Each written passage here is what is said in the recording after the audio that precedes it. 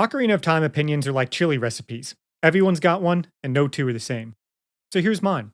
I think it deserves its reputation as one of the greatest games ever made, and I largely agree with many of the things others have said about why the story and the gameplay and the music are all great.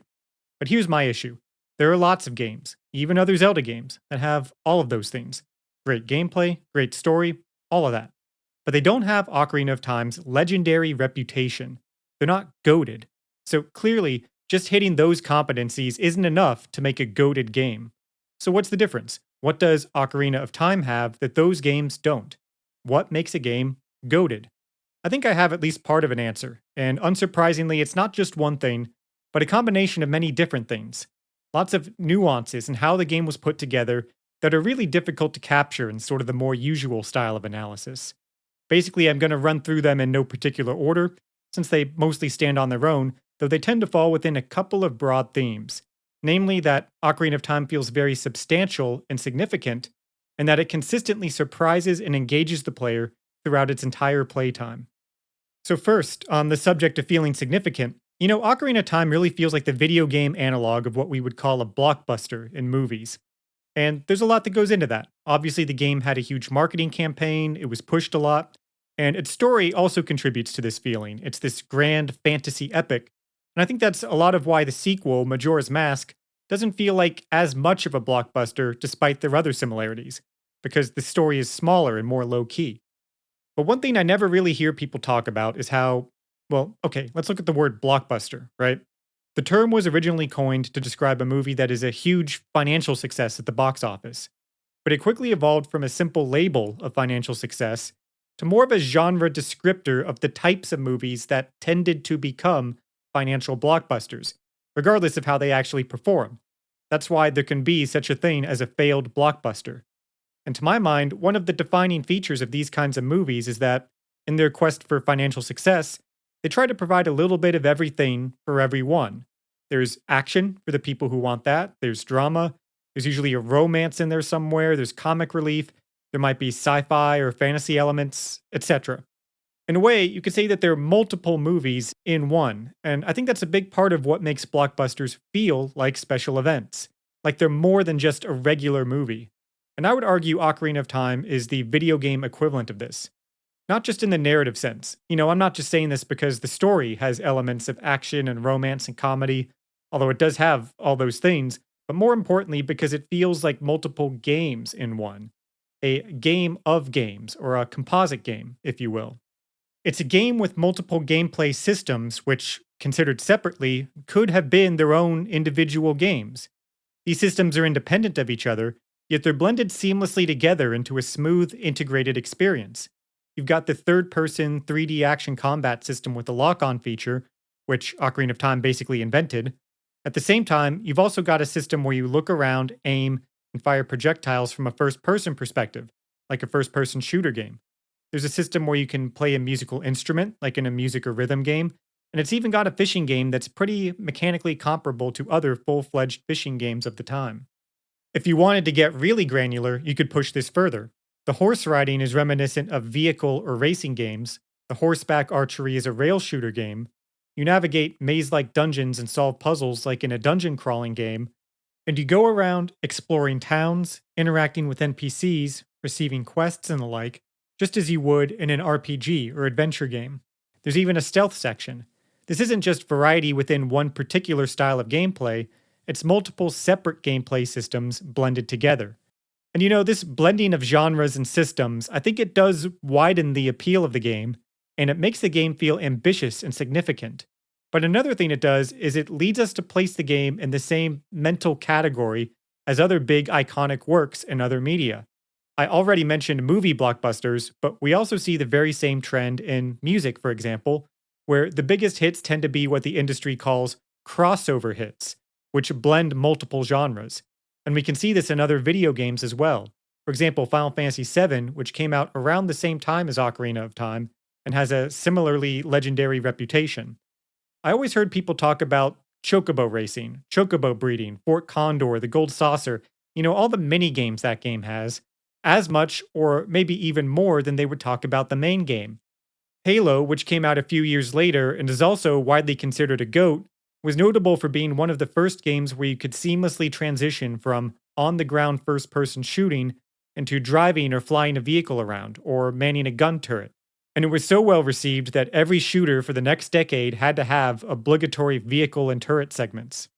One thing I really like about Ocarina of Time, though, and that makes it stand out even among other games that have a lot of mini games, is that unlike, say, Final Fantasy VII, which this isn't a knock against it in any way, but the mini games are largely these separate game modes that don't directly translate to the main gameplay.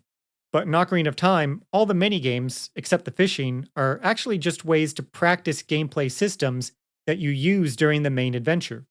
The shooting gallery, the horse archery, the bomb chew bowling, these are all skills you use during the main game. Some more than others, but I think that's really cool and probably a pretty clever way of using development resources. You're already making all these different systems, so you can take this system you've already developed and put little mini games together and sprinkle them around. Another reason Ocarina of Time feels really substantial, despite being not that long of a game really, is that it has a strong 3-act structure. Now, 3-act structure is a meme that I resisted for a long time. Everyone always goes on about it, like, oh, you gotta have 3-act structure, but I just, I don't know. It always just seemed a bit too prescriptive to me, and I would never really hear anyone explain why 3-act structure is supposed to be good. It just seemed like one of those things that everyone says because everyone else is saying it. But over time, I've come around to it, and one of the big turning points for me was a few years back when I revisited The Empire Strikes Back for the first time since I was a kid. When I was a kid, getting to the end of that movie always felt like coming to the end of a long, epic journey, similar to how it felt to watch one of the Lord of the Rings movies. If you would have asked me how long the movie is just based on that memory, I would have guessed somewhere just shy of 3 hours. In reality, it's barely 2 hours. When I learned this upon a rewatch, and I thought about it a bit, I realized the reason the movie felt so long and epic is that it has 3 acts that are very distinct, even down to their most basic visual components, like colors, for instance. We start out on the snow planet Hoth with its whites and blues, then it moves on to Dagobah with its deep greens and browns, and then the cast reconverges in Cloud City with its orange and red sunset tones. Just based on colors alone, you can build a mental map of the movie where it's very easy to remember the overall plot and what things happen in what sequence. I think that quality of easy recall is a common feature of works that tend to be remembered as iconic. And we can contrast that to, say, the J.J. Abrams Star Wars movies, where they're so all over the place that a mental map is much more difficult to develop. If you asked me to explain to you what exactly happens in those movies, to be honest, I wouldn't be able to tell you. But also, visually partitioning the movie into 3 parts like this helps reinforce the basic premise of the 3-act structure, which is that something happens, and then something else happens, and then something else happens. Okay, so let's think about a 1-act story. A 1-act story is something happens. And that's good, especially in shorter formats like short stories, short films, 1-act plays. For example, I would call Majora's Mask a 1-act story. A 2-act structure is something happens and then something else happens, which is there's nothing inherently wrong with it, but you really got to be careful that it doesn't just become an uncomfortable middle ground between 1-act structure and 3-act structure. Because when a second act is added to a story, it opens the story up. It shows that it can evolve, that it's not restricted to just what's in Act 1, that there are actually all these other possibilities of where the story can go and what it can be. But if a story only has 2 acts, then it can feel like just as soon as things open up, they end. The story leaves the first act, but it doesn't get to where it's going. Whereas a 3-act structure starts somewhere, it leaves, and then it arrives at a destination. Something happens, then something else happens, and then something else happens. Another way of looking at it is that 3 acts map very nicely onto the basic parts of a story: beginning, middle, and end. This makes it very easy to identify when you're in the beginning of a story, when you're in the middle, and when you're at the end. So again, it helps build that mental map of the story, which makes the story feel more memorable. And it also helps you feel like, after everything's said and done, that you got a complete story. You know that you got a beginning, a middle, and an end. The point I want to make here is that there's a danger with 2-act stories, which is that they can end up feeling like a story that has a beginning and a middle, but not an end. It ends in the middle. I think two-act stories tend to be the most successful when they're structured as two halves, but a lot of times instead they're structured and feel more like three-act stories with the missing third act. And even stories which are technically three acts can give a similar feeling if the third act isn't distinct enough.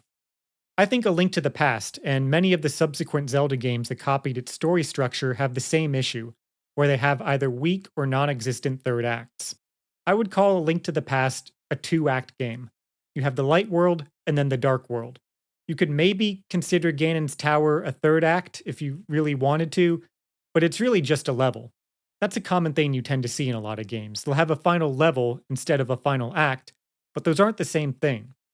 Wind Waker is an infamous example where it does have a third act, but the third act is the Triforce Hunt, which has much less substance than the previous two acts, and pretty much everyone agrees it's the weakest part of the game by far. Twilight Princess is kind of a similar story. The Palace of Twilight and Hyrule Castle are kind of a third act, but it's so much shorter than the first two parts of the game, and in my opinion, there's a lot less to it. Ocarina of Time is unusual among Zelda games, and honestly, even among games in general, in that it has a very strong three-act structure. It looks like this. The first act is the three child dungeons, the second act is the first three medallion dungeons, and then the third act is the last two medallion dungeons in Ganon's castle. I'm guessing that most people who have played the game will look at this and instinctively agree with it, that you sort of just intuitively feel this structure when you play the game. But if there's anyone who's not sure, I'll go into a little bit more detail about why these acts are divided the way they are. The simplest justification is that Ocarina of Time has 9 main dungeons, so that splits very cleanly into 3 sections of the game with 3 dungeons each that are fairly equivalent in terms of playtime. But this division is also supported in a number of other ways related to the game's plot, themes, gameplay, and aesthetics. The division between the first two acts is very obvious. It's when Link pulls the Master Sword and becomes an adult. I don't even need to talk about that one.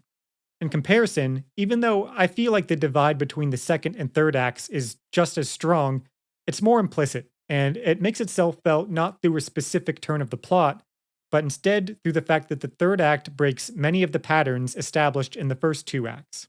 And I should note here, before I get too far into things, that there's a surprising amount of flexibility in the order you can complete the medallion dungeons in, more than I think a lot of people realize.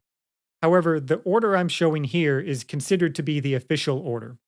It's the order that the game steers you in, it's the order Navi tells you to do the dungeons in, it's the order just about any walkthrough will tell you to follow, and I would say it's the order 95% of people followed the first time they played the game. Of that remaining 5%, to the extent that they did anything different, they may have just shuffled the shadow and spirit temples around, or the forest and fire temples, but nothing that would actually violate the act divides I'm showing here. To do that, you'd really have to know what you're doing and go out of your way to do so, especially since the game won't even trigger the Kakariko Village cutscene that leads you to the Shadow Temple until you have the Fire and Water medallions. So this is a way that the game actually enforces the act division in its programming by making sure the player completes Act 2 before allowing progression to Act 3. But the biggest thing that distinguishes Act 3 in a gameplay sense is that it's the first time in the game that you are required to travel back and forth between adult and child form. The first act of the game is completed entirely as a child, the second act is completed entirely as an adult, and the last act as child and adult. You spend the first act learning about the world and about Link's abilities, you spend the second act having to sort of relearn everything as an adult, and then in the third act, you have to combine everything you've learned over the first two acts to complete the quest. This is a very common type of structure that you see in a lot of three-act stories. Thesis, antithesis, and synthesis. Tales of Symphonia is another good example that comes immediately to mind. So the gameplay implications are clear here, but this same pattern also applies to the game's story. The second act in many ways is a counterpart to the first act. In Act 1, you go around from the forest to Death Mountain and then to Zora's Domain, doing a dungeon in each location to solve a problem for the local inhabitants. And then in the second act, you go back to each of these locations in the same order, helping the same NPCs with problems that are bigger, more dangerous for sure, but you're basically retracing your steps from Act 1. But then it turns out that once you've finished retracing your steps, there's still more to do. And that's the idea behind the third act. That while Act 2 is a revisit of the experiences you had in the first act, Act 3 goes beyond those experiences, and the Shadow and Spirit Temple quests each do that in different ways. Kakariko Village is a place that you did visit in Act 1, but you didn't do a dungeon there, didn't even know that there is a dungeon there until Act 3. And then the desert is a place you couldn't even visit at all in Act 1. It's an entirely new location. We could also look to the themes for each of the dungeons and find the same pattern. Acts 1 and 2 are both themed around forest, fire, water, which are earthly, elemental, material things. And much of these parts of the game revolve around achieving mastery over the physical environment. Things like withstanding the heat of a volcano, or being able to walk and breathe underwater. But once again, we see a shift in Act 3 from the physical to the metaphysical. Now the dungeons are themed around things like shadow and spirit, and the challenges include things like being able to see the truth. Once again, it's a break and an escalation from the patterns of the prior two acts. And we can even see that reflected in the colors associated with each dungeon arc. That's right, you probably didn't think I was going to come back to this, but just like The Empire Strikes Back, Ocarina of Time is extremely color coded. Each arc has an associated color that's reflected in the environments that the arc takes place in, the color of the dungeon reward, whether that be a stone or medallion, or the tunics you get or the songs you learn. And once again, we see that the first two acts share the same arc colors: green, red, blue, basic, primary colors. But the third act sees a shift to purple and bronze, these less simple, less elemental colors, again signifying an escalation from the earthly and the physical to the ethereal and metaphysical. The odd one out is Ganon's castle, which doesn't have a color associated with it per se, but whenever I think about Ganon's castle, what always comes to mind is the rainbow bridge that leads to it. In one sense, of course, the rainbow bridge is a combination of the colors of all the medallions that you've collected. But also, if you'll indulge me a bit here, it's interesting that a lot of games Nintendo was releasing around the same time as Ocarina of Time had final levels themed around rainbows. Anyone else notice that? In Super Mario 64, the last and hardest of the main courses isn't some dark, ominous place like you might expect from the last level of a video game. It's Rainbow Ride. The final and most difficult track of Mario Kart? Rainbow Road. Even Pokemon Snap, the final secret level in that game, is the Rainbow Cloud where you go to find Mew. And in Ocarina of Time, you've got the Rainbow Bridge. Now, the reason for this, I think, is fairly intuitive. It's because clouds, rainbows, the heavens, that's all imagery that evokes, well, heaven, the afterlife, which makes it all very fitting to use in the final level of a video game because, well, it's the final destination, right? It's the end of the road. Nothing comes after that, so it's an appropriately final setting. That's why it's fairly common for all kinds of stories to evoke the afterlife in some way during their ending or climax, whether that be literally, metaphorically, or even just aesthetically. Two of the simplest types of escalatory story structures are a journey upward, ending in heaven or the heavens, and a journey downward, ending in hell or the underworld.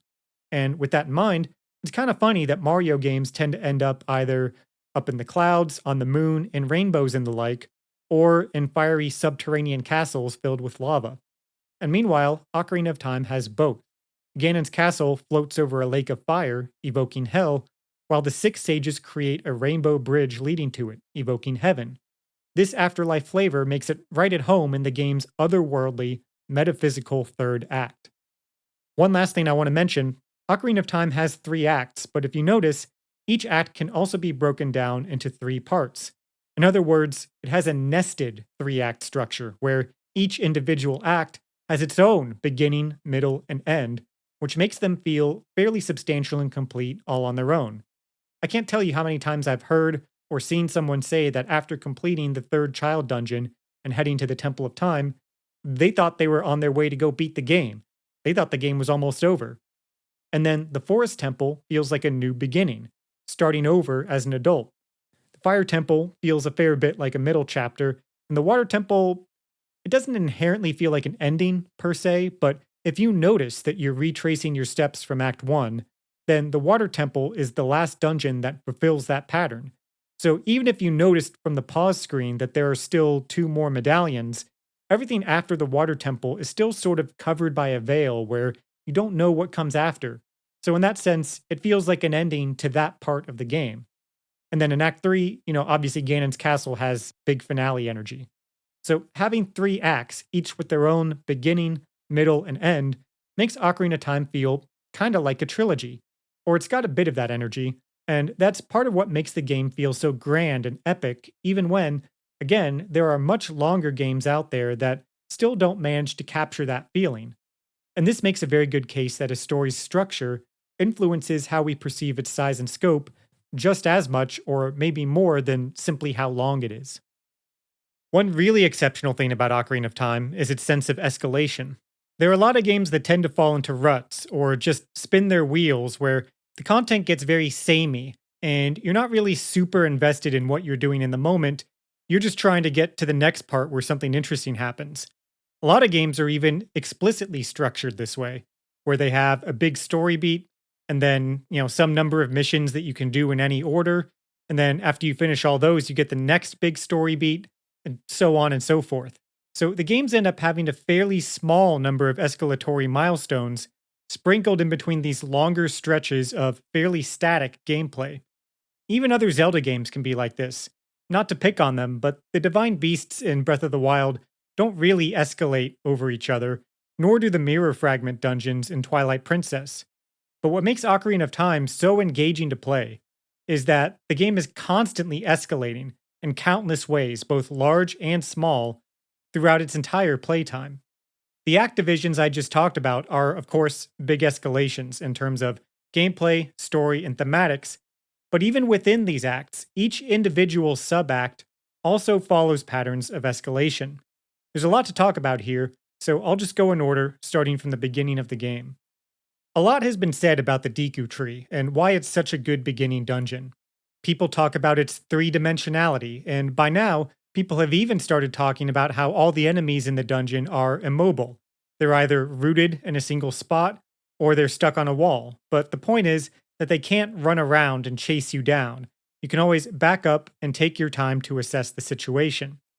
The usual line that's given here is that this was done to teach the player and to acclimate them to combat in a 3D space, which, yeah, look, sure, it does do that. And I'm sure that was part of the intent, a big part of the intent. But I also don't think that's all there is to it. I'll explain what I mean in a sec, but first I want to point out something else about the child dungeons, which is that they have an incremental progression toward the idea of keys. Everyone knows that the adult dungeons have keys, while the child dungeons don't. And this in itself is a big escalation between the first and second acts. You get to the adult part of the game, start having to deal with keys and dungeons, and you have this little moment of like, oh man, these dungeons are starting to get more complicated. But I haven't seen anyone else point out that the child dungeons actually build up to the idea of keys in an incremental fashion. In the Deku Tree, if a door is locked or otherwise inaccessible, the means to unlock it is always in the immediate vicinity of the door, whether that be a switch, a ladder, or a torch. You never run into a door where the ability to open it isn't immediately available to you. Dodongo's Cavern takes things a step further. For example, there's a locked door on the left side of the main room. The switch to unlock it is all the way on the opposite side of the room, but it's also up on a ledge that's too tall to climb. To get there, you have to first leave the room and then come back through a different door to access the switch. This is the first time the game establishes two things. One, that sometimes you can't open a door on your first visit to a room, that sometimes you have to leave the room and come back. And two, that sometimes the mechanism to open a door is far away from the door itself. In this case, the switch is so far from the door that the game has to show you a cutscene of the door unlocking, because otherwise you may not even notice what the switch does. But it's important to note that at this point, the unlocking mechanism is still within the same room as the locked door, and the rest of the dungeon continues to follow that rule. For example, the puzzle where you bomb the giant Dodongo's eyes also requires you to re-enter the main room from a different door, but the puzzle itself is still entirely contained within the same room.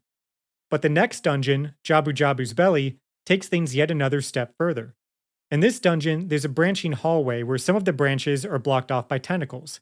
To remove them, you have to go into other rooms and defeat tentacles hanging from the ceiling.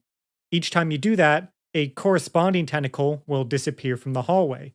So what this shows is that sometimes the mechanism to open a door in one room has to be found in an entirely different room. This is similar to small keys, where in order to unlock a door, you'll often have to go obtain a key in a different room.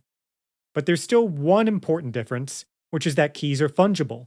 Any small key can be used on any locked door, so this creates situations in the adult dungeons where you can end up taking different paths through the dungeon depending on how you spend your keys. But in Jabu Jabu, the tentacles are not interchangeable. They're non fungible tentacles. Each one you defeat removes a specific tentacle from the hallway, so there's only one possible route through the dungeon. So it's a step toward keys, but still not quite there yet. Keys will be formally introduced in the next dungeon after Link turns into an adult. So, why do the child dungeons have this progression? Is it to teach the player? Well, let me ask this question. Why do no other Zelda games feel the need to teach players about keys? As far as I know, every other Zelda game has keys from the very first dungeon. None of them feel a need to ease the player into the concept of keys, let alone take 3 entire dungeons, a whole third of the game, to do so. Even Skyward Sword, which is often maligned as being the most overbearingly hand-holdy Zelda game, allegedly because Nintendo hoped it could ease Wii Sports grandmas into playing a real video game, has keys in its first dungeon. The point I'm trying to make is that yes, the child dungeons have a difficulty and complexity curve that do teach the player, and that's obviously part of the intent. But I also think that game design gurus have gotten so stuck on this idea that's become a sort of a Flanderization of game design. And what gets lost in all the teach the player discourse is all the other reasons to build these kinds of escalatory progressions into a game, even in places where players don't need to be taught. For one thing, it reflects the escalations happening in the plot. We all remember the story pyramid from school, right? Rising action, falling action, and all that. One reason video games are such natural storytelling vehicles is because the difficulty curve of a video game maps very nicely onto rising action story structure. As the protagonist of a story is faced with increasingly intense or dangerous situations, the player is asked to solve a series of increasingly complex or difficult tasks. And as the player acquires the competency and skills necessary to move through the game, so does the character grow and progress toward achieving their goals. This synchronicity between the player and character experiences creates the kind of connection between audience and story that's unique to video games. Another reason to escalate is simply to make sure that players don't get bored, so they don't feel like they're just doing the same things over and over. It brings variety, but not just that, it's variety with directionality to it. And if this stuff sounds obvious, I mean it is, it's not some big secret. But like I said before, I know most of you watching can think of plenty of games, even other Zelda games, that don't have even these kinds of small escalatory details. Story-wise, here's another cool thing about Ocarina of Time's first act. The dungeons have got an escalating belly of the beast motif going on. Starting with the Deku tree, you have to enter the dungeon by venturing into his mouth. And it's kind of weird going inside a giant talking tree. That in itself is an escalation over your average day in the forest. But at the same time, you go inside and it really is just a hollowed out tree. And if you think about it, the Kokiri all live inside hollowed out trees, so it's honestly a pretty familiar environment for Link.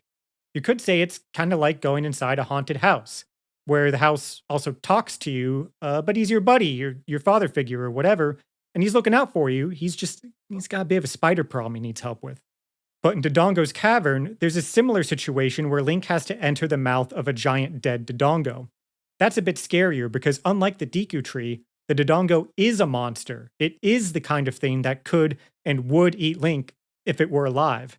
There's a sign in the dungeon that conveniently tells us that the Dodongo is dead, so that sets us a bit at ease, but it still is a little freaky actually walking into the mouth past all the teeth, especially when you're playing the game as a kid.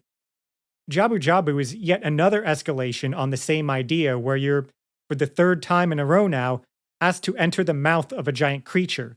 But this time, the monster's alive, so there's a very real risk Link could end up as dinner. The Ocarina songs are another example of escalation in the game. The songs you learn as a kid are very simple. They're all just a sequence of 3 notes played twice. In contrast, the songs you learn as an adult are more complex. They're less repetitive, harder to memorize, and use a larger range of notes. Also, if we look at the kids' songs, they all have song in the title. Saria's song, Epona's song, which song is generally a neutral word, but in some contexts it can carry the connotation of a piece of music that's simple or childish, as in sing song. The exception here is Zelda's Lullaby, which, being a lullaby, is an even more infantile type of music, which is fitting because it's the very first song you learn in the game. But again, notice how the adult songs aren't called songs or lullabies. They're minuets, nocturnes, preludes, these more sophisticated adult kinds of music. This distinction is even explicitly made in the UI, where the child songs are on their own line and are colorless, while the adult songs are on a separate line and are colored with their respective arc's color. I want to emphasize that this escalation between child and adult songs is a thematic one.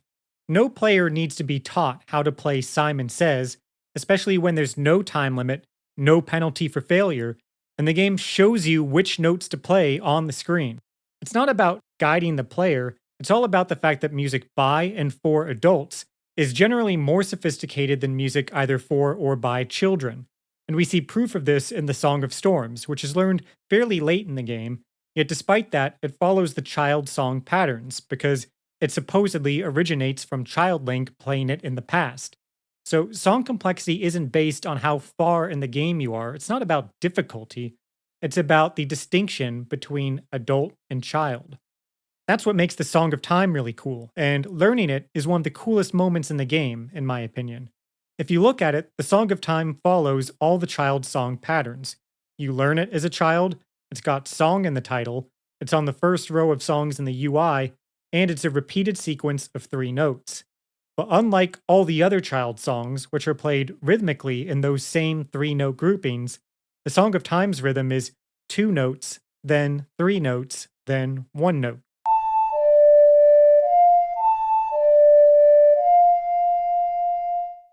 And maybe it's just me, but for me, this slight change in the rhythm completely obscured the fact that it follows the same repeated three note pattern as the other child songs. I didn't even realize it fit that pattern until years later, playing Majora's Mask. And so that's another cool escalation where it's a child song, but it's taking things a little step further, starting to prepare you for the more complicated songs you'll learn as an adult. And again, maybe this is a small thing, but for me, there's also a big psychological impact to the fact that it's the first time the game asks you to use the A button in a song. I think part of it is how visually different the A button looks on the staff compared to the C buttons. It really sticks out at you. I have a very distinct memory of getting to the Song of Time and hearing the weird rhythm and seeing the A button on the staff and thinking like, whoa, these songs are getting a little more complicated. And so the Song of Time comes across as a song that kind of straddles the line between the adult and child song patterns, which is fitting because of when you learn it. When Link is on the cusp of adulthood, he's heading to the Temple of Time, mere moments away from pulling the Master Sword. And also, the song acts as a bridge between childhood and adulthood. It's the literal key that unlocks the door of time. Moving on, when Link pulls the Master Sword, obviously that's another escalation, right? And the game does all these things to let you know that Link is an adult now and things are different. Like how right away you can't use items like the slingshot and the boomerang. It's like the game's saying, these things are basically toys, right? They're the tools of a child, but you can't be using these things as an adult. So they're quickly replaced by more adult tools that fulfill similar functions. And that adds its own little bit of escalation where, in a lot of other Zelda games, when you get the bow, you just get the bow. But in Ocarina of Time, when you get the bow, it feels like an upgrade because it's framed as a replacement for the slingshot. The idea of growing up, of leaving childish things behind, that's just inherently escalatory, right? That's one big advantage of coming of age stories. Escalation is basically built into the premise because that's what growing up is. I think that's one reason a lot of video games or other kinds of epic stories tend to involve coming of age plots and themes. Because getting older, facing bigger challenges just maps so effortlessly onto our standard rising action story structure, as well as video game difficulty curves. Compare that to a story like Wind Waker, which I think is cool. I think the wind theme is a great concept for a story, but you can see right away how it requires a bit more work, right? Whereas with time and growing up, it's all just there already. But of course, in addition to growing up, Ganondorf's devastation of Hyrule is another escalation. You immediately see Castle Town is in ruins. You go back to Kokiri Forest and it's full of monsters. There's no need to dwell on the obvious here, although it's kind of interesting. I mentioned how, if you think about it, the Deku Tree would be kind of like a haunted house to the Kokiri, but the Forest Temple is literally like a haunted mansion or castle. It's generally a lot spookier than the Deku Tree. Enemies are noticeably tougher. It has keys, like we already talked about, so it's definitely an escalation over the child dungeons. But it's still the forest. It's still an environment that Link is familiar with, and one that can accommodate him. But the Fire Temple is a step beyond that. The environment itself is incompatible with Link's physical existence. To even be able to go there, he needs special PPE in the form of the Goron tunic. And then the Water Temple takes things another step further, because Link doesn't just need a piece of equipment to be able to survive underwater, he also needs another piece of equipment to even be able to navigate underwater, the Iron Boots. So now you need two items before even getting to the dungeon, and also, for the first time, you have to get them by going through a mini dungeon before the main dungeon. The Shadow Temple then escalates on this by still making you do a mini dungeon, but now you have to go back in time and do it as Kid Link. And accompanying this gameplay escalation is a huge plot escalation, maybe the biggest in the game besides the initial pulling of the Master Sword, because this is really the turning point of Link's entire character arc. Up until this point, Link really feels like a kid in an adult's body. He wakes up suddenly in an older body, but without having undergone the years of life experience and maturity development that come with being older. And even before the Shadow Temple quest, you can go back in time and nothing meaningfully changes. Everything is just how it was, and at this point, you could still believe that once this whole thing is over, that it would be possible for Link to be like, well, that was weird, and go back in time and live out a normal childhood. But the Shadow Temple quest is when things really start to change. As an adult, Link learns about the evil spirit that was sealed in Kakariko Village, and then when he goes back in time, he sees for himself what was beneath the well, and he sees that it was always there. Even the first time he set foot in Kakariko as a kid and saw only an idyllic, peaceful village, the bottom of the well was already there, and so was the Shadow Temple for that matter, but young Link had no way of knowing at the time. This is an experience that I think most people have had, which is when you're an adult, sometimes you look back on things you saw or experienced as a kid, and you're able to see those things in a new light. You realize things about those experiences that you couldn't have understood as a kid, but that you understand now with the perspective of an adult. That shift in perspective is what the Shadow Temple quest is all about. That's what the Lens of Truth is. That's why you find it under the well. It allows you to see the truth that you were previously unable to see. And it also shows us that Link has crossed a threshold where, even if he does go back in time, as he does here, things can no longer just go back to how they were. He can reverse his physical aging, but his newfound perspective and maturity can't be undone. And this is a common part of heroes' journey stories, where the hero realizes that there's no going back. Even if the hero makes it back home, they will have been fundamentally changed by the journey, and things will never be the same. And so, with all of this comes a subtle shift in how we view Link, or at least how I do. While in Act 2, Link still felt like a child in an adult's body, in Act 3, starting with the Shadow Temple, when you go back in time to do these mini dungeons, he starts feeling more and more like an adult in a child's body. It may not be as dramatic of a moment as pulling the Master Sword, but in some ways, it feels like an even more significant escalation in Link's development as a character. And it all dovetails with what I talked about earlier, where Act 2 was about mastering the world, mastering the environment with the different tunics and whatnot, but Act 3 escalates the story into more spiritual themes. These threads all continue and are even further escalated in the Spirit Temple quest. For starters, you've been hearing about the desert for the entire game. You know that's where Ganondorf's from. So when you finally go there, you're basically going into the heart of enemy territory. Nibiru even tells you that the Spirit Temple is Ganondorf's secret headquarters, which feels appropriately dangerous and climactic. It also further escalates on the mini dungeon idea. Just like with the Shadow Temple, you have to go back in time and do the mini dungeon as a kid, but unlike the Shadow Temple, where the mini dungeon was a separate area, this time it's a part of the main dungeon. And that feels escalatory because Bottom of the Well still had some kids' table energy, you know? It's like Kid Link is over at the kids' table doing the kid dungeon, while adult Link does the real dungeon. But with the Spirit Temple, the kid dungeon is part of the adult dungeon. So it's like Kid Link's moved on to sitting at the grown ups table. A good deal of emphasis is placed on the idea that young Link is an equal contributor to the dungeon. The dungeon is laid out symmetrically. From the entrance room, young Link proceeds to the left, and adult Link proceeds to the right. They reconverge in the dungeon's central chamber, each entering from a different side, and again, this chamber is symmetric, including the large statue with two outstretched hands, which is itself a smaller version of the statue carved in the rock face outside the temple.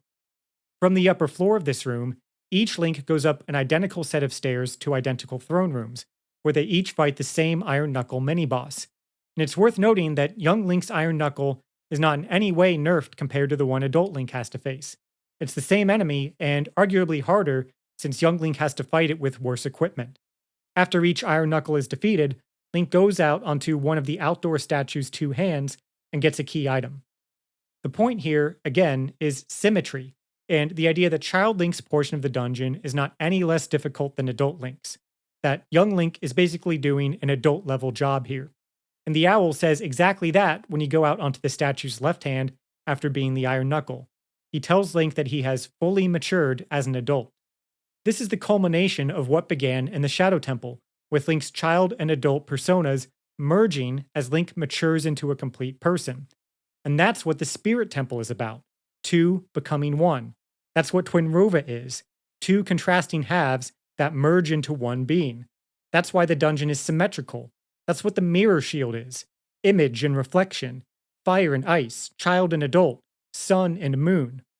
On that note, I get why they changed it, but it's a shame because the moon on the mirror shield really rounded out a lot of the ideas in the Spirit Temple.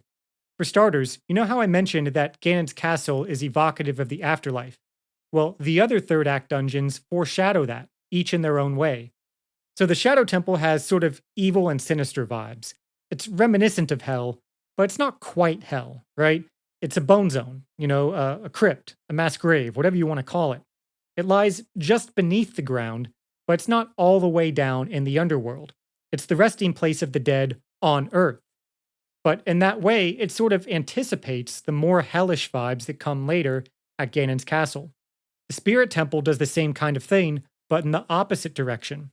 Thematically, there's a lot of emphasis on the sun and moon, which are these heavenly celestial bodies, right? They're up in the heavens. And then you look at what happens to Twinrova after the boss fight. They appear as spirits with halos, who then ascend, presumably, to the afterlife. As a kid, this part always confused me. I was like, they're bad guys. Why are they going to heaven? But I don't really think it's meant to be taken that they're going to literal heaven. Just some of the imagery, like the halos, is used to help convey the idea that they're dead and to create this association between the Spirit Temple and the higher heavenly realm archetype that appears in many world religions. And the sun and moon are certainly part of that, also being commonly associated with this heavenly realm archetype. They're also another example of two becoming one.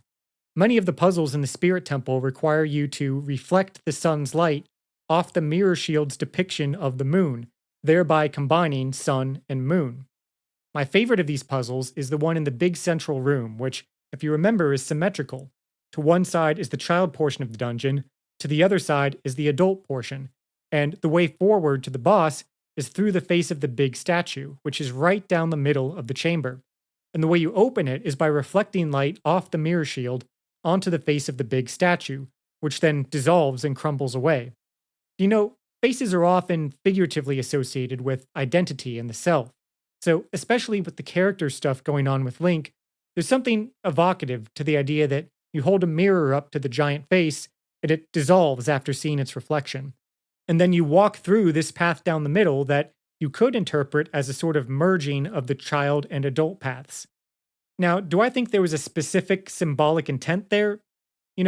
Maybe, maybe not, but I don't think it really matters. This is just what happens when you put together a bunch of ideas that are highly congruous. And what it does is it creates a vibe. The game is made for kids. Kids aren't going to be doing a full literary analysis of any of this, but a lot of the ideas being thrown around have a certain heftiness to them, and they come out of these very common cross-cultural traditions that most kids would have been exposed to, and so kids can catch the vibe. For one thing, most religions or mythologies have some analog of the heavenly realm and the underworld realm. And in most, if not all of them, the forces of the heavens are depicted as being ultimately more powerful than the forces of the underworld. So that helps fuel the sense of escalation when we go from the hell coded Shadow Temple to the heaven coded Spirit Temple, even when traditional video game logic might tell us that the Shadow Temple should come last because it's more overtly sinister. That escalation syncs up with the escalations of Link's character arc and the escalation of location, going from the peaceful village to the enemy's desert base, to create this really strong vibe of significance and gravitas that, even when I was a kid, always made the Spirit Temple feel like an incredibly compelling and appropriate end to the Medallion quest. And I think that's very shrewd that the game aligns all these escalations, even when it creates this weird yet kind of interesting asymmetry where the evil coded temple is in the friendly village and the good coded temple is the headquarters of the enemy. I want to just mention that this isn't even everything you could say about the Spirit Temple. There's a lot more that I just don't have time for or would start drifting away from the topic at hand, but you could honestly make an entire video just about the Spirit Temple, or really about any of Ocarina's dungeons. It sounds weird to say this about one of the most discussed games of all time, but in a lot of ways, Ocarina of Time's story is really slept on. I think most people feel that Majora's Mask has the deeper story, and at one point I would have said the same thing without reservation. But every time I come back to Ocarina of Time, I notice new things about it, and that is something special. There's not a lot of games you can say that about. Moving on, there's not much more I need to say about Gan's Castle. I already talked about the afterlife stuff, the Rainbow Road final level vibes. It's also the grand finale, it's appropriately epic. Again, no need to dwell on the obvious. So, just to put a cap on it, all these escalations make the game feel like it's always evolving into something slightly more than what it was just a moment before. And that makes it consistently interesting and engaging from start to finish. But there's still more to consider if we want to explain Ocarina of Time's GOAT status, such as how the game distributes novelty across its playtime.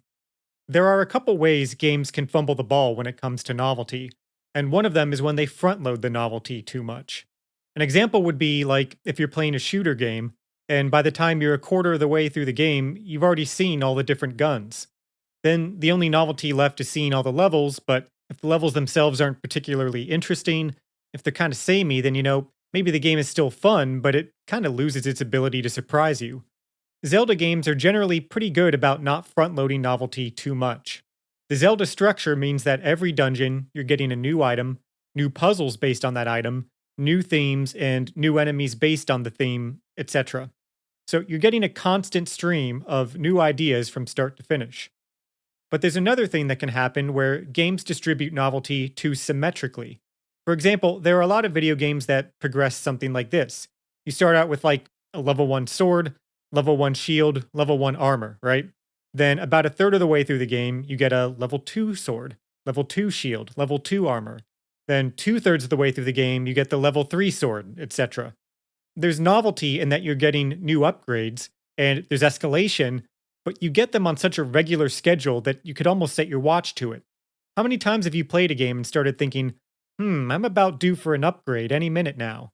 Or you get the level 3 sword and the level 3 shield, and you think, I must be getting the level 3 armor soon. Lots of games do that, and there's nothing really wrong with it, but it's not going to make a game memorable or iconic. Nobody's like, man, remember that game? Remember how it gave you upgrades at predictable, evenly spaced intervals?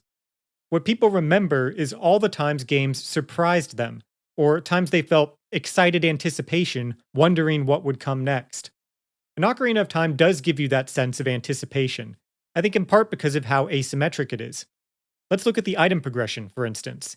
Now, older video games in general tended to be a little less predictable in this regard, but even so, by modern standards, Ocarina of Time's item progression is almost unhinged. Rather than being evenly spaced out, things are kind of just put all over the place. You get the first shield before the first dungeon, and while it's technically optional, the game really steers you to get the second shield before the second dungeon. But then the third shield is all the way in the 8th dungeon. You hardly even get to use the boomerang before it's essentially replaced by the hookshot, which is itself upgraded to the long shot just 2 dungeons later. And look at this, look at the tunics. You go half the game before you get the first alternate tunic, and then you get the only other one in the very next dungeon. It's a similar story with the boots. You don't get your first set of alternate boots until the Water Temple, then you get the other set immediately afterward in the Shadow Temple.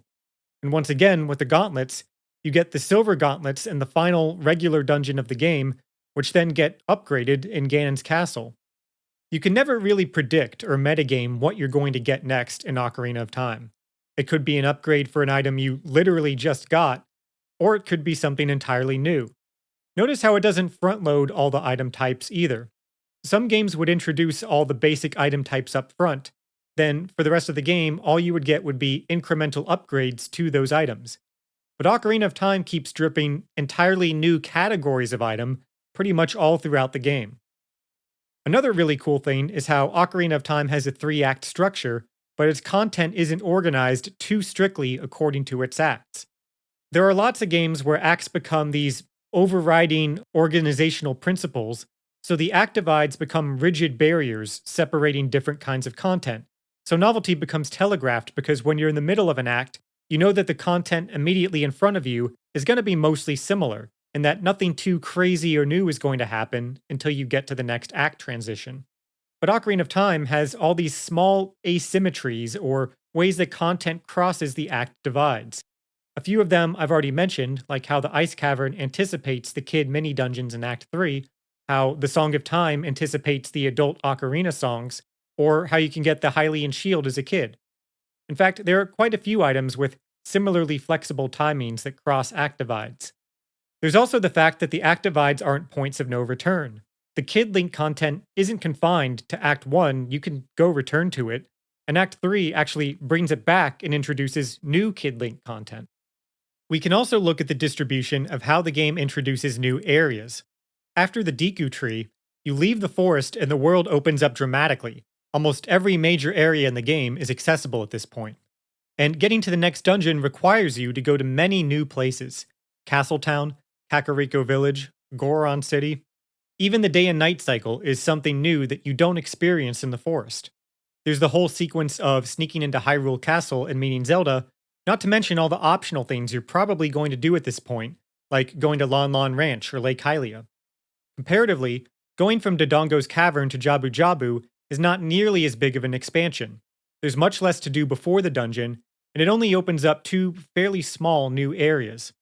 Then, for a while, the focus of the game shifts to rediscovering old areas after the time skip, along with maybe going just a bit further than you could when you were a kid. But then right at the end, it introduces a brand new major area with the desert. Just like with items, new map areas are distributed in a way that is neither overly predictable nor too front-loaded. Compare this to the more common structure you tend to see in video games where you get a mission or a quest that opens up one new area, then you go on to the next quest which opens up the next new area, and it basically goes on like that until the end of the game, and it's all very routine and symmetrical. Again, even other Zelda games can be like this. One reason I think the asymmetry works in Ocarina of Time is because of all the escalations I was talking about earlier. Despite the fact that the Zora Sapphire quest opens up less area than the Goron Ruby quest, it doesn't feel like it's lacking because it has other escalations.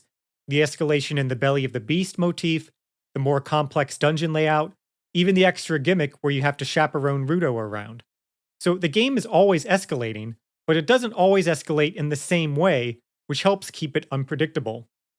Another thing I want to mention about front-loading and symmetry is that they often go hand in hand, because if a game follows a pattern too rigidly, then by the time you've gone through the pattern once, you've basically seen most or all of the novelty the game has to offer, and the rest of the game is just sort of going through the rote exercise of going through the pattern again and again until you actually beat it.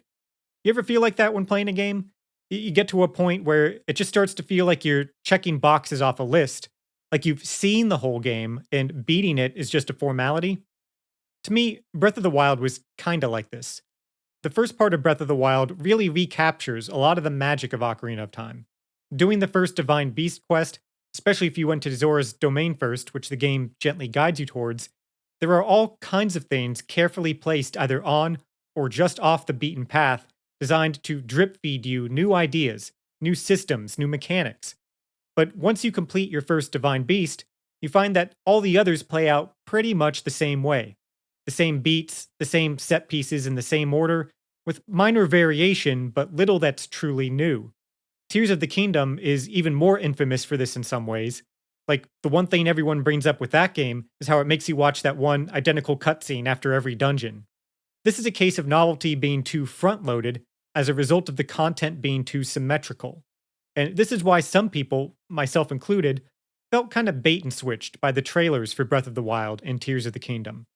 Those trailers are filled with all kinds of different scenes that imply a game with a certain amount of dynamism. But in the actual game, these scenes turn out to be flashbacks to previous events. It's not just that it makes the story feel a little less epic, right? That is less exciting if we see a flashback of Castletown getting destroyed versus having it being destroyed during the events of the game. That's, maybe part of it, but honestly, more so than the story, I think the reason it ends up feeling misleading is because of what it implies about the gameplay. If you try to imagine what the gameplay must be like in the sequences surrounding a cutscene of Castletown being destroyed, or surrounding a scene of Link and Zelda running through the woods, those seem like they would be very different. But in the actual game, all of these different scenes, despite representing all these different actions and settings and contexts, are all accessed by the same gameplay action. Find a spot in the world, stand there, and press a button. And don't get me wrong, it's fun looking at the pictures, using landmarks to find the right spot you need to stand in. But once you've done it once, it's not new anymore. And so the game doesn't actually have the amount of novelty implied by the diversity of the cutscenes themselves. I remember, and again, please let me know if anyone had a similar experience of going around the Great Plateau and thinking, man, this is really cool. But in the back of my mind, I'm remembering those scenes from the trailer. I'm thinking of the scene of Link and Zelda running through the woods, and I'm thinking, I wonder what the game is going to be like by the time I get to that part. It must be so different from what I'm doing now, right? Because at that point, I'm just messing around trying to push boulders onto bokoblins. I'm making pepper stew. It just doesn't seem congruent with all the different scenes you see in the trailers. So there's a bit of an expectation that the game will evolve and change over time, that at some point it takes a next step. But as it turns out, the Great Plateau really is a pretty accurate microcosm of what the entire game is going to be like. The game never quite takes that next step. And I want to be clear, I'm not trying to pick on Breath of the Wild here. It's a really fun game. I played it for like 80 hours. But what I'm trying to convey here is that there's a very specific kind of disappointment that comes from being 20 hours into an 80-hour game and realizing that the next 60 hours are going to be the 20 hours you just played repeated 3 more times. From everything I've heard, the development of Ocarina of Time seems to have been pretty touch and go. They were figuring a lot of things out, the game took shape over time, and a lot of plans changed and things had to be reworked or cut. And that's where a lot of the weird asymmetries come from. The ice cavern, for instance, was going to be its own dungeon until it was scrapped. But instead of just cutting it, they salvaged what they had and put it in the game in its current place. But with a game like Breath of the Wild, I don't know how else to describe it except to say that it feels too planned. I feel like in my mind's eye, I can see the bullet point list. I can see the Microsoft Word document, the project plan that they made when they were setting the game's scope. We're going to have 4 main areas. Each area is going to have one of these and one of those, and it's going to have this many music tracks and these cutscenes in this order. And it's worth mentioning that Ocarina of Time was developed in a time when we hadn't yet coined the phrase gameplay loop. Now, sure, loops and patterns have always been part of games, almost definitionally. But it seems, at least to me as an outsider, that it was something that was recognized, it was tacitly acknowledged as part of just what a game is. But once someone said the phrase gameplay loop, it almost immediately became this formal, institutionalized part of game design where developers now talk about designing around the explicit question of what's our gameplay loop going to be? And I think it's just a little unfortunate because I think it can make games feel less spontaneous, more like a to-do list, and it can lead to this oversimetry and front-loading of novelty. Now, of course, Ocarina of Time has a gameplay loop. It has repeating elements. But when it comes to novelty, I tend to think of this stuff as more of a threshold than a spectrum. There are gimmick games like Frog Fractions where the whole premise is that it becomes an entirely new game every 10 minutes. But I don't find that that really makes my experience with the game that much better. It's really just a question of, does a game feel like you're climbing a staircase, where it's a progression of new steps, or does it feel like a treadmill where you're walking the same ground over and over? I think one thing a lot of truly special games have in common is that they feel like a staircase, and Ocarina of Time certainly does. Another thing that makes Ocarina of Time stand out is the amount of optional content in the game. And I'm not just talking about the fact that, you don't have to collect every heart container or there's 100 gold skulltulas you can collect. Collectibles are a common enough thing in games that they're not remarkable on their own. But Ocarina of Time also has entire systems, entire mechanics that are either completely or almost completely optional. For example, Epona is completely optional. The horse racing, horse archery, all of that. You don't have to do any of it. There's this whole thing where you can cast magic spells, but out of the 3 spells in the game, 2 of them are completely optional, and the other one is also technically optional. There's only one place where the game clearly wants you to use Din's Fire, and that's to open the Shadow Temple. But you could also just use fire arrows instead. So if you have the fire arrows, you can just ignore the game's entire spell casting system.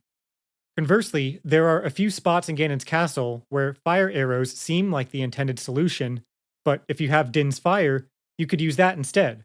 So once again, there's this whole thing where you can charge up your arrows with different elements, but 2 of the 3 are optional, with only the light arrows being strictly mandatory, and you get those at the very end of the game. There are all these different mechanics where you can do things in the past to affect the future, and vice versa. You can plant magic beans in special patches in the past so that in the future there will be plants there that take you to different spots. You can teach the Scarecrow a song in the past so he'll remember it in the future and show up when you play it. You can teleport Song of Time blocks between the past and future to reach new areas. All optional. There's a whole thing where you can wear masks to get different reactions from NPCs. If you get 4 of them, you get a special mask that lets you talk to the gossip stones that are all over the game, but again are optional to interact with. A lot of people probably went through the game without even figuring out what to do with them. The remaining 3 masks are purely for flavor, and it wasn't until fairly recently that I even learned how much different dialogue you can get by going around the game with these masks and talking to people. There's a lot. Some items are questionably useful. Bomb chews, I think, are required in a single location in the entire game, and they're not super useful otherwise, though they are fun to use and an interesting gimmick using 3D space. The golden scale is also pretty much entirely useless. The only thing you can do with it is to get a single piece of heart in the lake lab, but you can get that heart piece even without the scale. Speaking of the golden scale, you get it from the fishing minigame, which, just to bring up the minigames again, they're all optional, but like I said earlier, most of them use systems found in the main game, except the fishing, which has pretty much nothing to do with the rest of the game, on top of not being required. It's just a completely extra thing that got put in there. Some of the Ocarina songs are also optional, like Epona's song and the Sun's song. And the Ocarina system itself actually has more features than it needs to. By adjusting the control stick while playing, you can apply vibrato or pitch shift to the notes.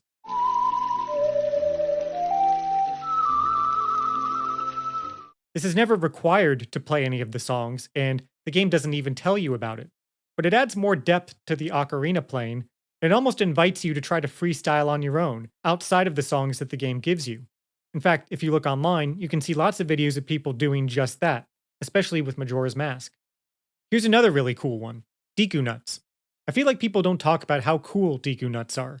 You get them at the very beginning of the game. In fact, you can buy them before you even have a sword and shield. And they stay relevant for the entire game. You can even use them on the final boss.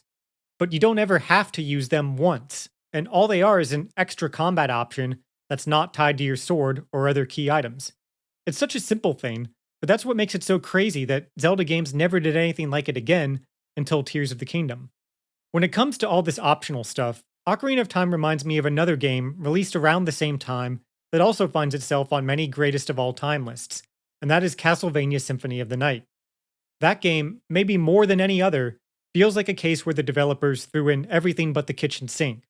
It's got the usual Castlevania action platforming, the semi-open map exploration of a Metroid game, it has stats and leveling up and an inventory system like an RPG, and then on top of that already ambitious genre blend, it has all these other systems that are either entirely or almost entirely optional.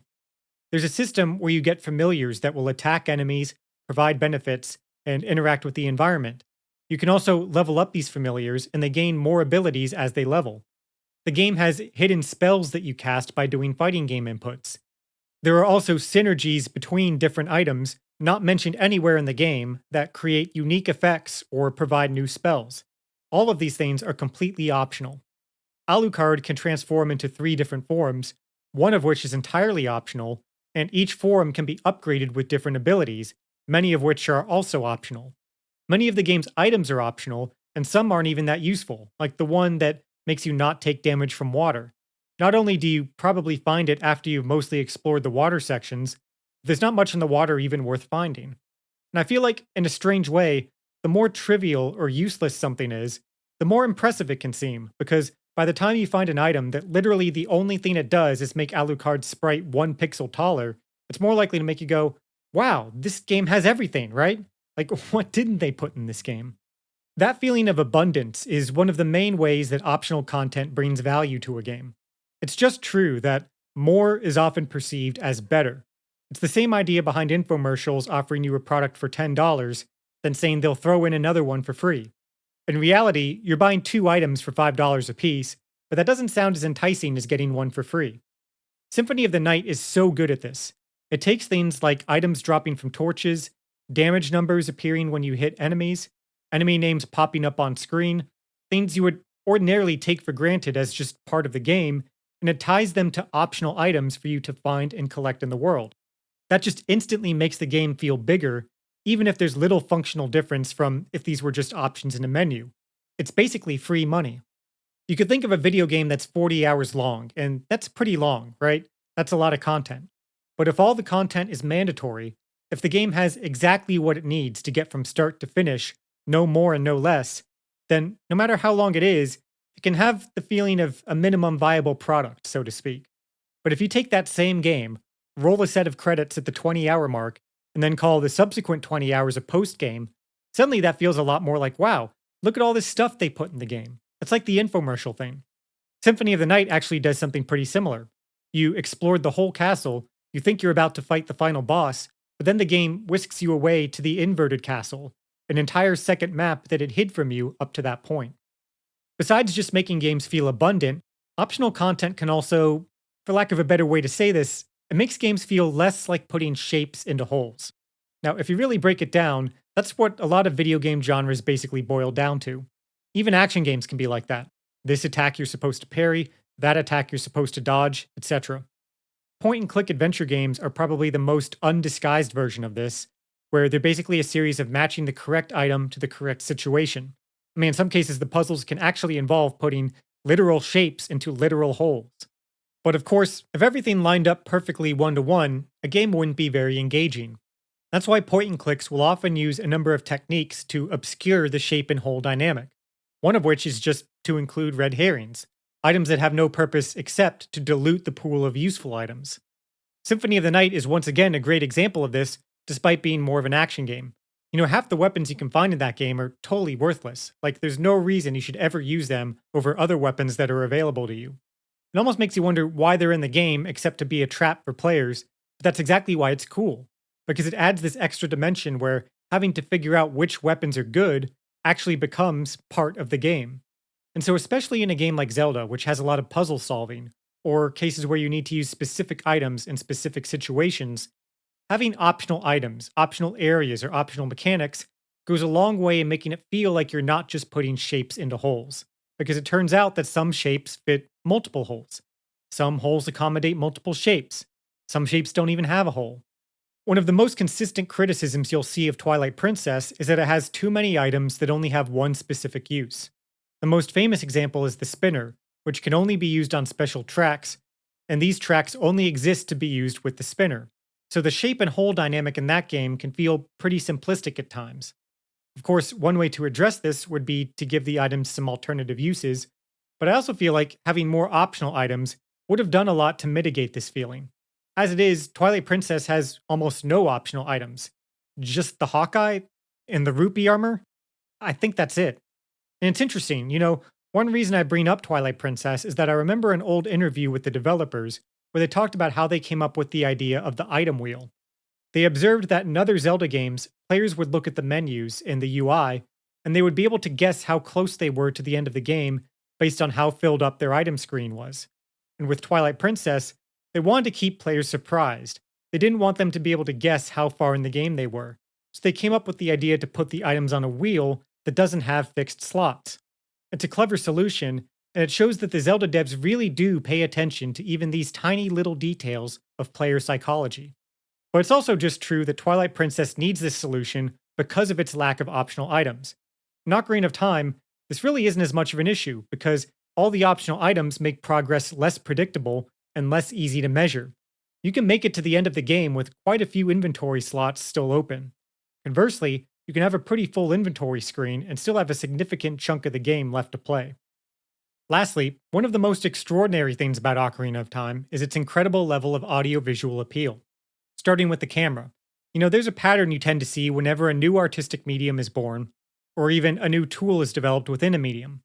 You'll usually see an explosion of creativity right at its beginning. That's because creators are not used to the tool or medium yet, so every decision has to be made deliberately.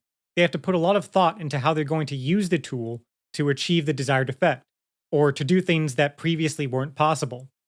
But as time passes and people become more comfortable and familiar with the tool, it starts getting taken for granted, and artists find that they can give it less thought than they used to. I have an entire series of videos on this topic sitting around half finished that I hope to release sometime soon, but for right now, what I want to say is that the camera in 3D video games definitely fits this pattern. Cameras were much simpler in 2D games. There were only a few different options for perspectives, such as top-down, from the side, or isometric, and usually an entire game would be depicted from a single one of these perspectives.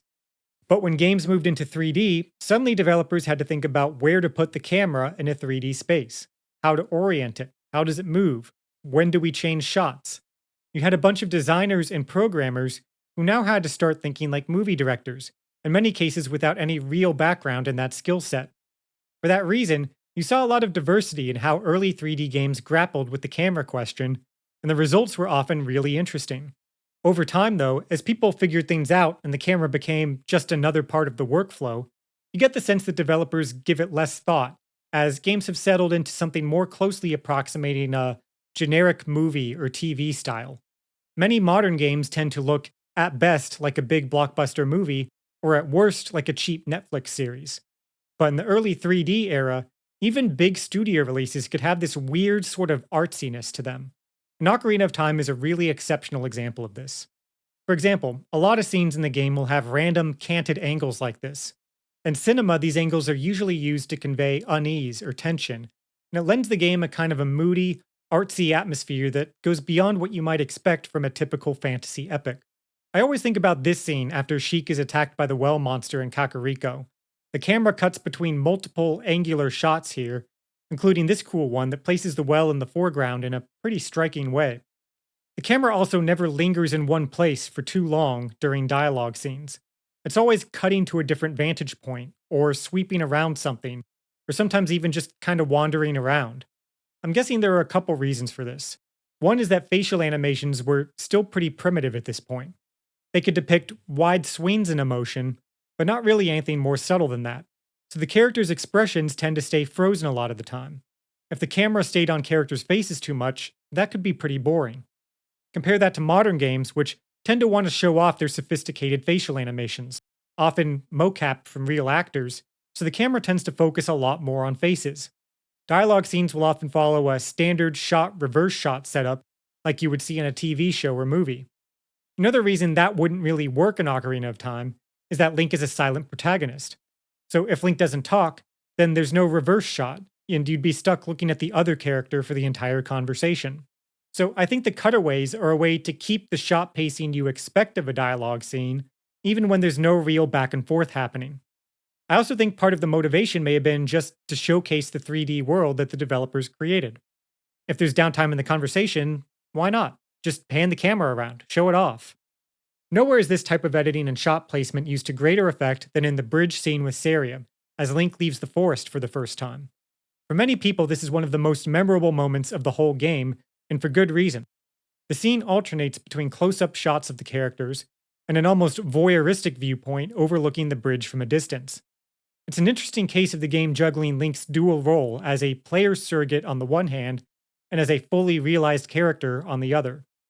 When you get the fairy ocarina, the camera moves to a close up over the shoulder view, identifying the player with Link while the text box speaks to the player directly about how to open the menu and which buttons to press. But then, in the scene's key moment, when Link runs away, we go back to the distant perspective.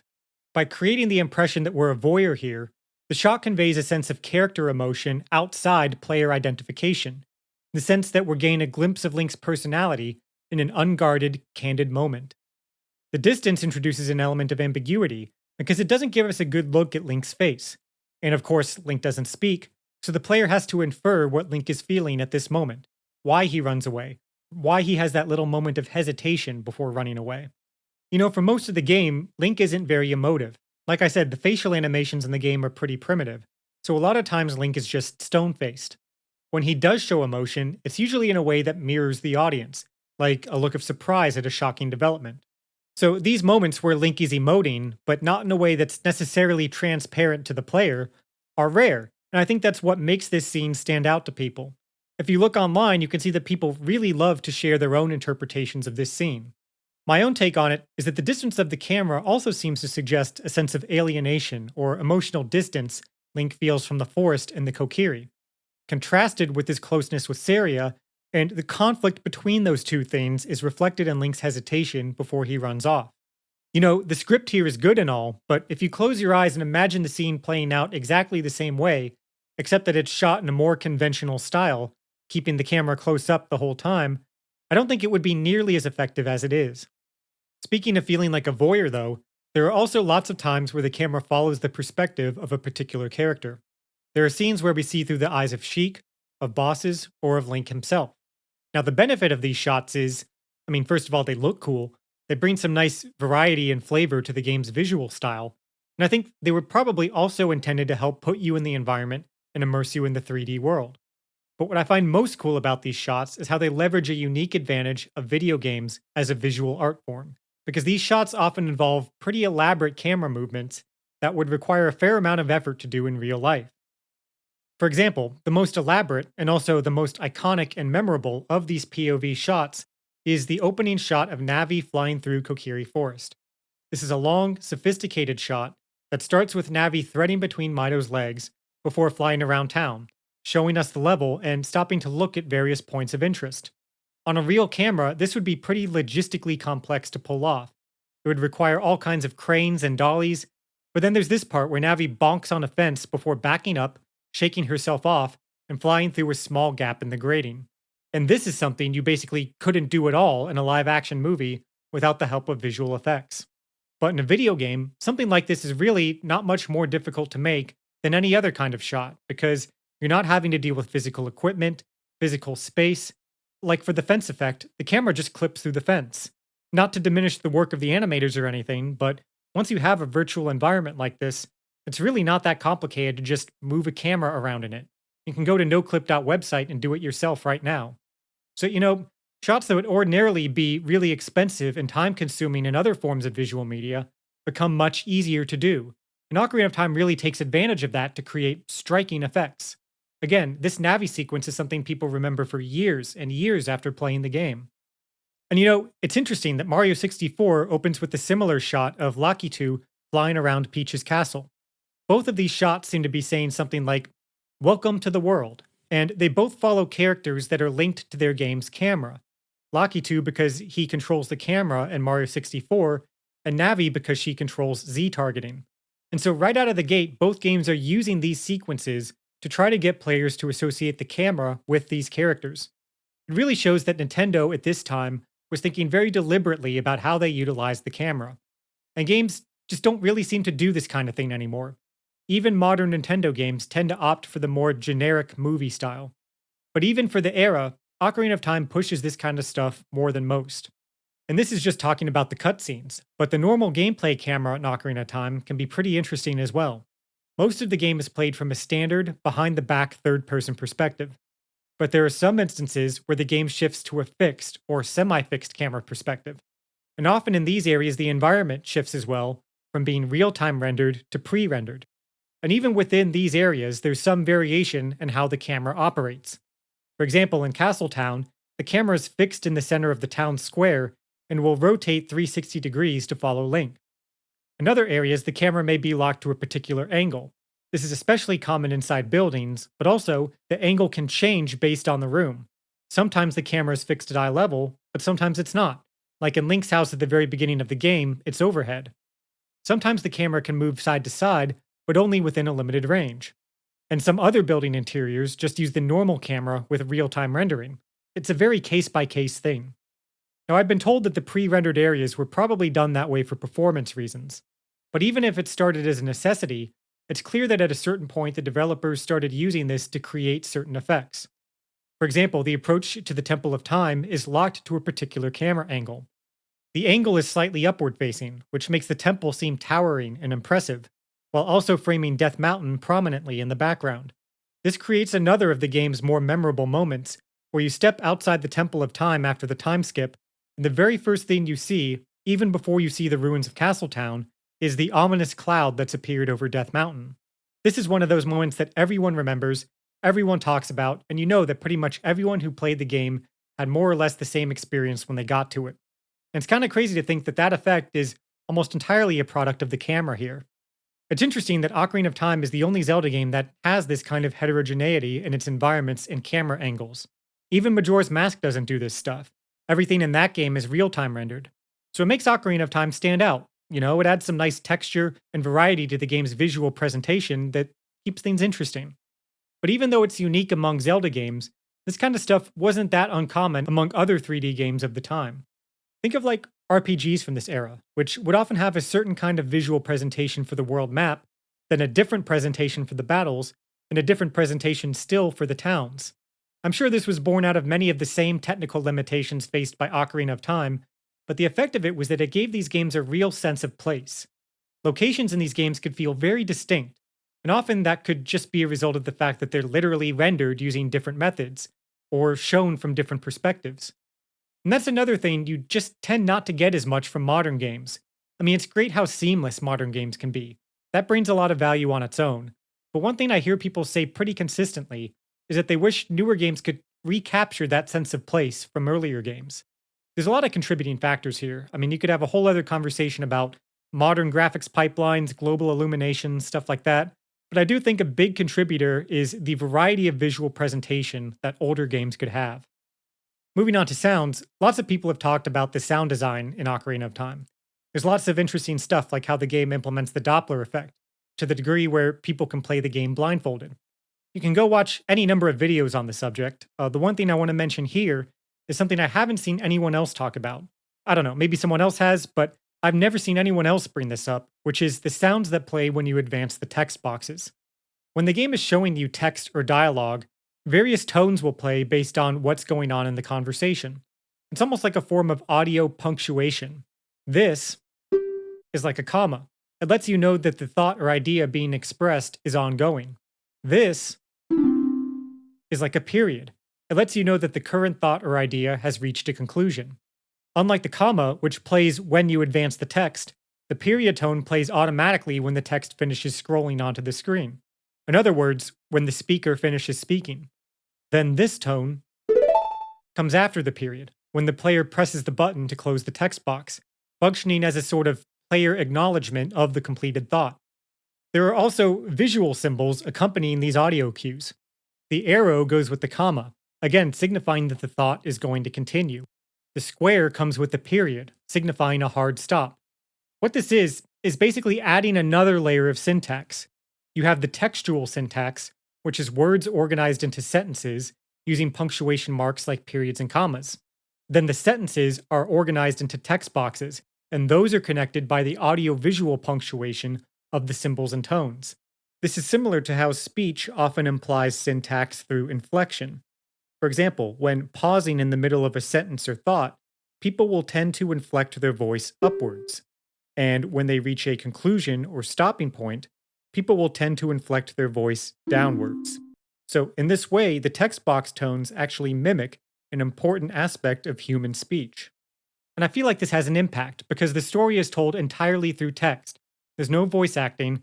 Like I mentioned, the facial animation is pretty limited, so that extra bit of inflection that you get from this audiovisual punctuation really lets the script punch above its weight. You know, you could close your eyes and just listen to the sounds, and and you may not get the meaning of a conversation, but you can still feel its overall rhythm and flow. Of course, many games with text boxes have a little bleep or bloop when you advance text, but I can't think of any others that make it contextual punctuation in the way the N64 Zelda games do. Wind Waker does it pretty well, and Twilight Princess does have it, but it's so subtle I had no idea it was even in there until I went back to double check. You really only notice it if you're looking for it. Other than that, again, maybe there's games I'm missing, but I'm not aware of any. And that's so crazy to me because it's such a cool, yet small and easy thing that games could just copy. But it really is the small touches like this that make a game like Ocarina of Time stand out. Nobody really talks about it because we're all so busy talking about the story and the gameplay mechanics and all that, but it goes back to the question I asked at the start of the video. What takes a game from great to goated? Of course, it has to start by hitting those hard competencies, but beyond that, it's an accumulation of small virtues. Those virtues may not be, in fact, they won't be, the same from game to game, but I feel this is a pretty solid accounting of the ones in Ocarina of Time. And I've even talked a little about how some of the virtues I've described can be found in other goated games. So maybe this list can provide some food for thought to anyone looking to inject their own games with a little more sauce, or at the very least, be useful to anyone who wants to articulate just what it is that makes Ocarina of Time feel so special.